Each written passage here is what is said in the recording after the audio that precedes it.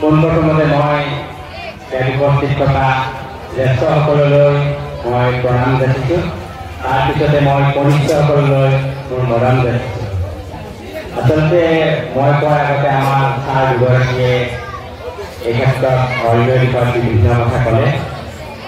এই পুনৰাবৃত্তি কৰাৰ নিশ্চয়তা মোৰ নাই। কিন্তু এই যে আৰিয়া আচলতে আজি 15 বছৰ আগৰ যদি আমি অকণমান উভতি গৈ চাওঁ তেতিয়া কিন্তু আমি এনেকুৱা ধৰ্মীয় অনুষ্ঠানবোৰত কিন্তু আৰিয়াৰ প্ৰচলন আমি দেখা নাছিলোঁ। ৰূপান্তৰ লাগিবই। পোনপ্ৰথমতে আমি অঞ্চলত আৰিয়াৰ যদি আমি আৰম্ভণি দেখিছিলোঁ বা প্ৰচলন দেখা হ'ল বাৰীভদ্ৰ সভা।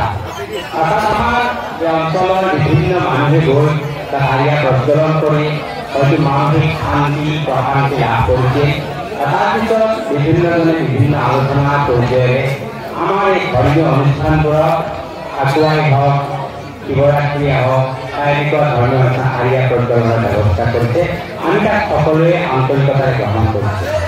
আৰু এটা কথা মই মন কৰিছোঁ যে আগতকৈ বৰ্তমান আমাৰ সমাজৰ যি উঠি অহা নৱপ্ৰজন্ম এই নৱপ্ৰজন্মই ধৰ্মীয় দিশত যথেষ্ট আগবাঢ়ি গৈছে আৰু অনুষ্ঠানবোৰত বিশেষভাৱে জড়িত হৈ পৰিছে। এইটো কিন্তু আমাৰ সমাজ ব্যৱস্থাৰ কাৰণে আমাৰ সমাজখন আগুৱাই যোৱাৰ ক্ষেত্ৰত কিন্তু খুব আশাপ্ৰদায়ক ব্যৱস্থা। আমি বছৰত এবাৰ অৰ্থাৎ শিৱ পূজাই এবাৰ হওক দুৰ্গা পূজাই হওক এবাৰে আমি অনুষ্ঠিত কৰোঁ।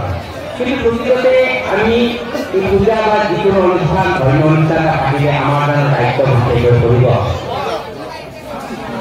এটা বাক্য মই ক'ব বিচাৰিছোঁ যে ধৰ্মই আমাক নোখোৱায়। বাক্যটো এনেকুৱা ধৰণৰ যে আমি কিন্তু কৰ্ম কৰিবই লাগিব।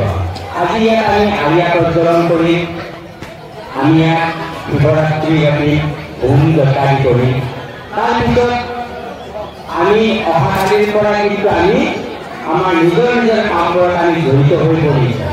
কোনোবা অফিচৰ কামত, কোনোবাই পথাৰৰ কামত, কোনোবাই ঘৰৰ কামত, কোনোবাই পঢ়া টেবুলত। কিন্তু আজি আমি ইয়াতে আৰিয়া জ্বলাম বা পূজা কৰি এইখিনি কাম ইয়াতে আমি শেষ কৰি থৈ যাম। যদি আমি ইয়াতে আমি পূজা সমাপ্ত কৰি থৈ যাওঁ ইয়াৰ পৰা আমি আকৌ লৈ নাযাওঁ তেতিয়া কিন্তু এই পূজা কোনো অৰ্থ নাথাকিব। মই ক'ব খোজা কথাটো হ'ল যে ধৰ্মতকৈ কৰ্ম মূল। আমি যেতিয়া আজিৰ পৰা আমি বিভিন্ন কৰ্মত জড়িত হৈ পৰিম আজি ইয়াত আমি যি ধৰ্মৰ পৰা লৈ যাবলগীয়া বিষয় এই আমি জীৱনত প্ৰয়োগ কৰোঁ। মই অনুভৱ কৰিছোঁ আজি ইয়াত আমি আৰিয়া প্ৰজ্বলন কৰি আৰিয়াৰ সন্মুখত কিছু সময় আমি দৃষ্টি হৈ ৰৈ থাকিম। আমি মনৰ অভিপ্ৰায় এটা ভগৱানৰ ব্যক্ত কৰি কিন্তু আমি অহাকালিৰ পৰা যেতিয়া কৰ্মত যাম তেতিয়া আমি এইখিনি কথা আমি প্ৰয়োগ কৰিব লাগিব।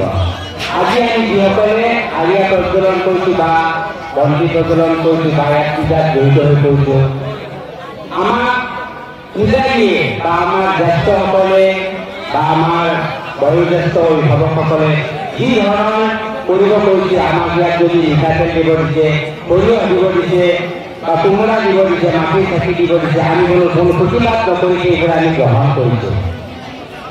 কাৰণ আমি ধৰ্মৰ লগত জড়িত হৈ আছোঁ। অহাকালিৰ পৰা যেতিয়া আমি আমাৰ কৰ্মত জড়িত হৈ পৰিম তেতিয়াও যদি আমি আমাৰ জ্যেষ্ঠসকলৰ কথা অৱগত কৰিম অৰ্থাৎ তেওঁলোকে যি ধৰণে আমাক জীৱনৰ বাটত আগুৱাই যোৱাৰ পৰামৰ্শ দিয়ে এই পৰামৰ্শ যদি আজি ধৰ্মীয় অনুষ্ঠান বুলি ভাবি আমি যদি আমাৰ কৰ্মত আমাৰ জীৱনত যদি আমি প্ৰয়োগ কৰি যাওঁ তেতিয়াহ'লে আমি সফল নিশ্চয় হ'ব পাৰিম।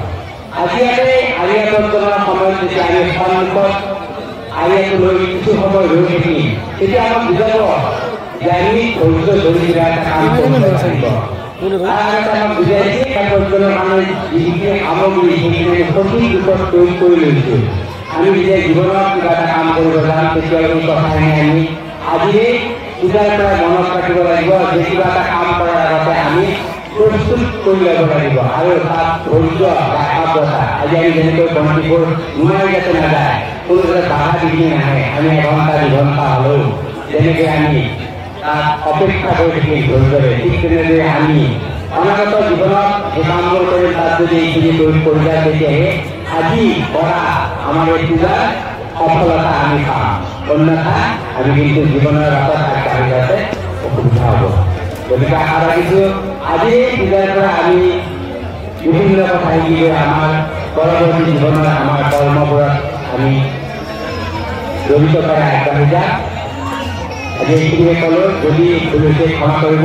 পুনৰ সকলোকে মই প্ৰণাম আৰু মৰম যাচি সামৰণি মাৰিছোঁ। ধন্যবাদ।